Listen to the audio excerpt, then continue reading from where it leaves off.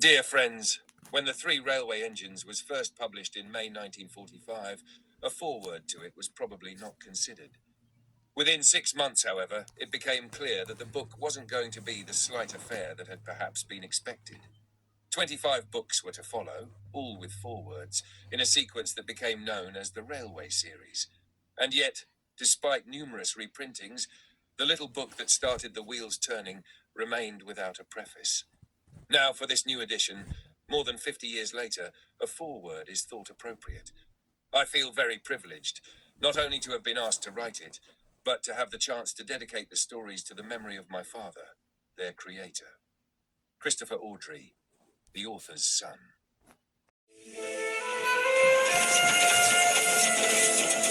Once an engine attached to a train was afraid of a few drops of rain. It went into a tunnel and squeaked through its funnel and never came out again.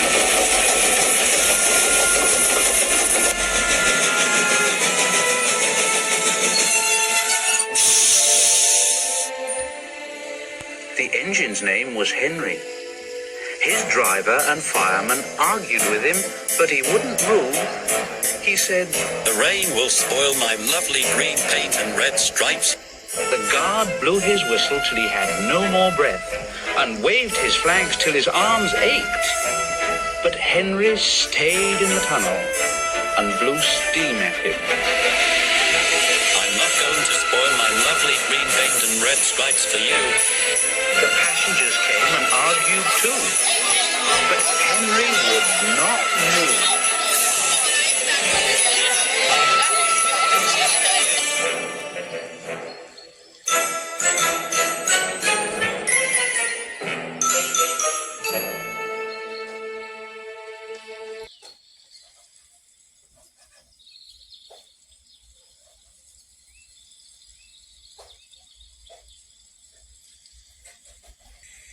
A fat director who was on the train told the guard to get a rope.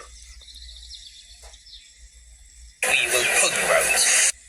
But Henry only blew steam at him and made him wet. They hooked the rope on and all pulled except the fat director. "My doctor has forbidden me to pull." They pulled and pulled and pulled, but still Henry stayed in the tunnel. Then they tried pushing from the other end. The fat director said, 1, 2, 3, push. But he didn't help himself. He said, "My doctor has also forbidden me to push." They pushed and pushed and pushed. But still Henry stayed in the tunnel. At last, another train came.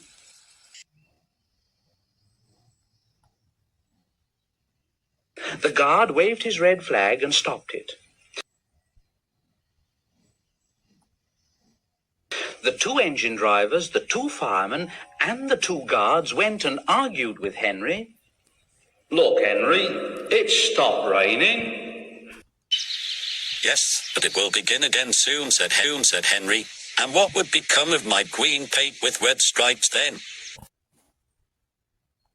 So they brought the other engine up, and it pushed and puffed and puffed and pushed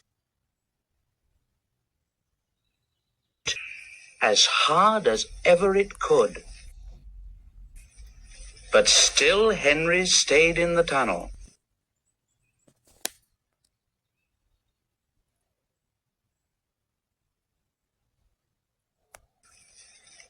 So they gave it up.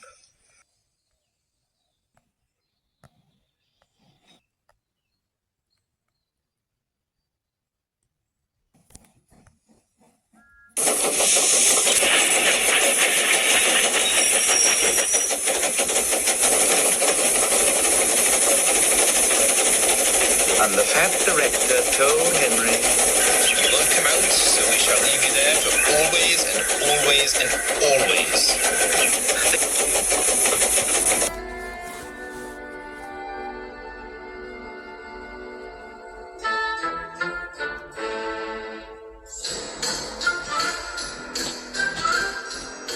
took up the old rails,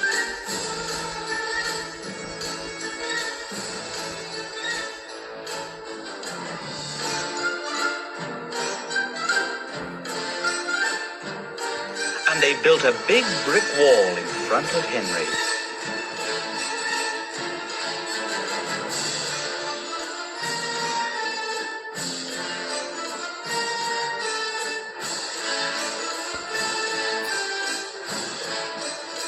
Now Henry can't get out.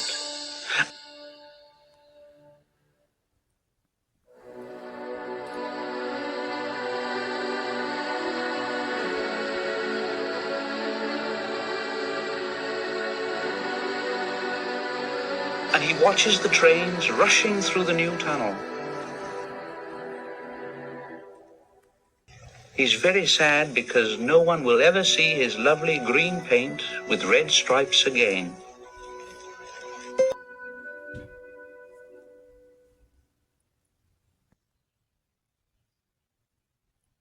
But I think it, don't you?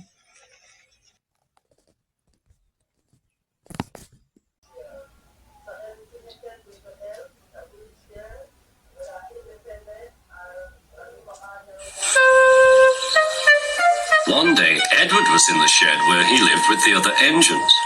They were all bigger than Edward and boasted about it. The driver won't choose you again. He wants big, strong engines like us. But the driver and fireman felt sorry for Edward. Would you like to come out today? Would you like to come out today? Oh, yes, please. So they lit his fire, made lots of steam, and Edward puffed away. The other engines were very cross at being left behind.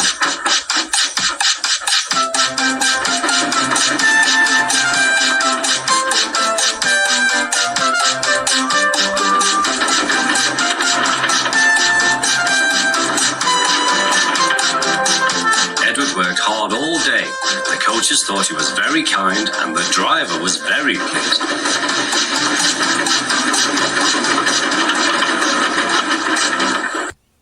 I'm going out again tomorrow. What do you think of that?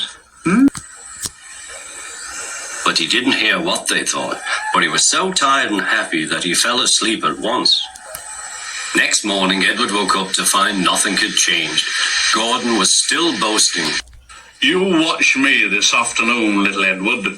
When I rush through with the express, that'll be a splendid sight for you. Goodbye, little Edward. Look out for me afternoon. Edward went off to do some shunting. Edward liked shunting. It was fun playing with trucks. He would come up quietly and give them a push. Then he would stop and the silly trucks would go bumping to each other.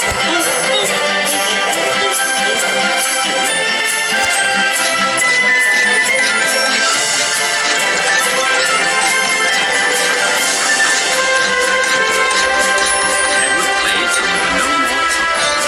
Then he stopped to rest. Presently he heard a whistle.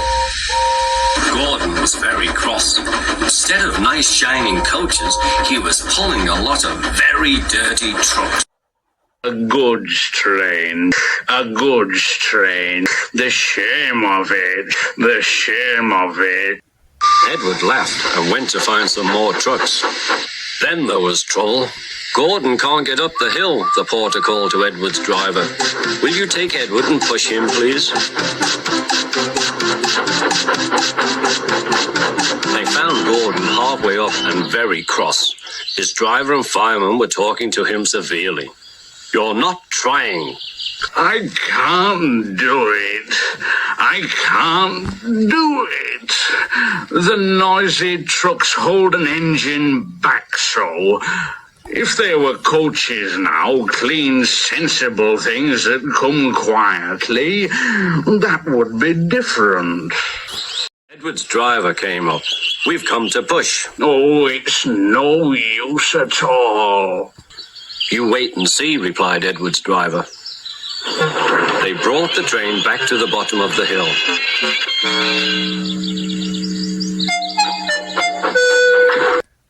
I'm ready. It's no good, Grumbled Gordon. They pulled and pushed as hard as they could.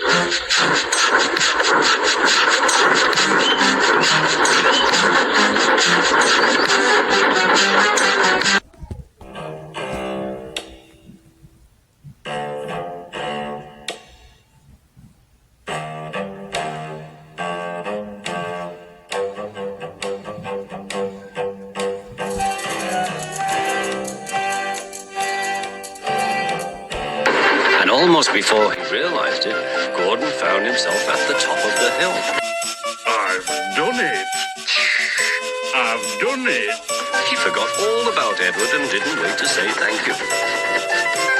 Edward was left out of breath and far behind. He ran on to the next station, and there he found that the driver and fireman were very pleased with him. The fireman gave him a nice long drink, and the driver said, I'll get out my paint tomorrow and give you a beautiful coat of blue with red stripes. Then you'll be the smartest engine in the shed. As time went on, Edward and Gordon would often pass by.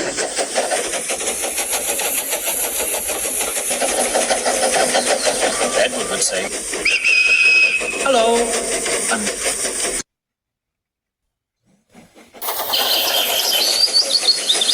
and Gordon would say, Serves you right. Poor Henry had no steam to answer. His fire had gone out. Sudden dirt from the tunnel had spoilt his lovely green paint and red stripes anyway. He wondered if he would ever be allowed to pull trains again.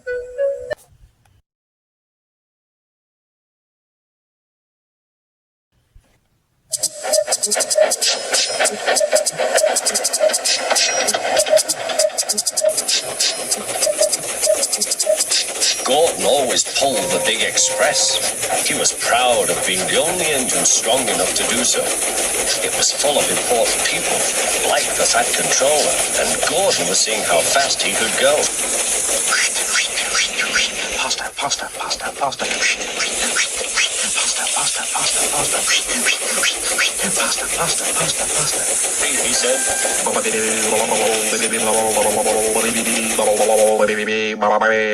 said the coaches. In a minute, Gordon would see the tunnel where Henry stood bricked up and lonely. In a minute, I'll just go at Henry and rush through and out into the open again, said Gordon. He was almost there when... And there was Gordon going slower and slower in a cloud of steam. His driver stopped the train.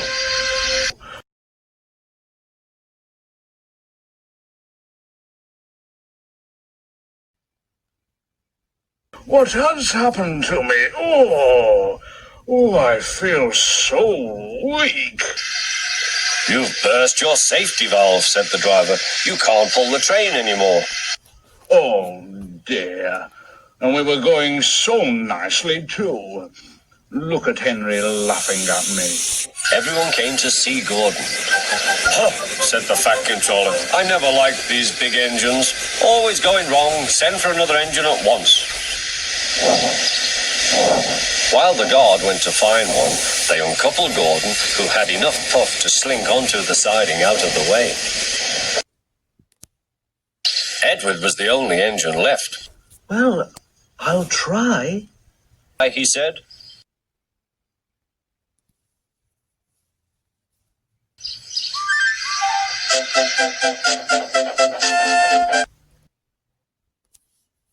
Oh, he's no use. Edward can't pull a train.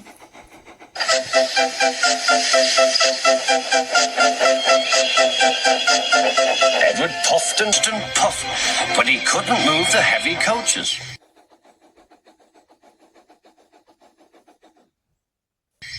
I told you so. Why not let Henry try? Yes, said the Fat Controller, I will. Will you help pull this train, Henry? He asked. Oh, yes, certainly. Only too pleased.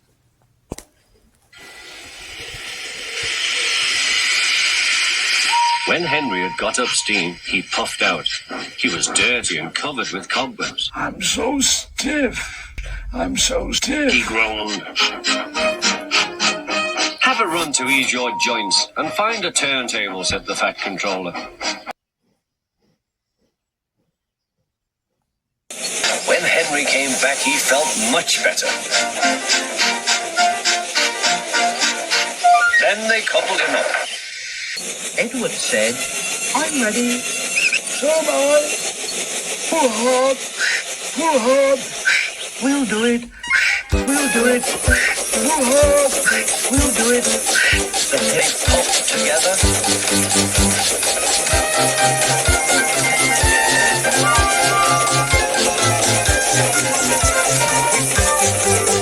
Done it together. And Edward and Henry. Hooray, you've done it. Hooray, you've done it. Hooray, you've done it.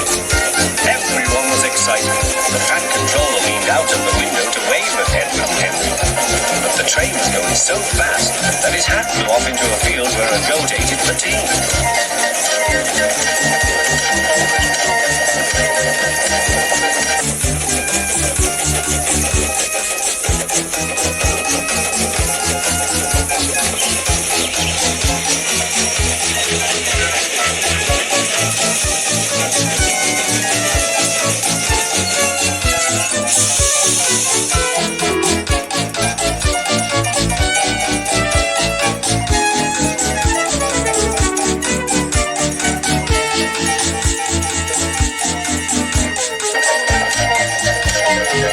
Stopped till they came to the station at the end of the line.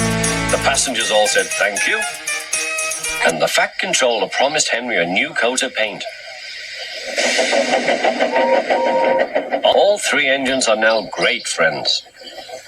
Henry doesn't mind the rain now. He knows that the best way to keep his paint nice is not to run into tunnels, but to ask his driver to rub him down when the day's work is over.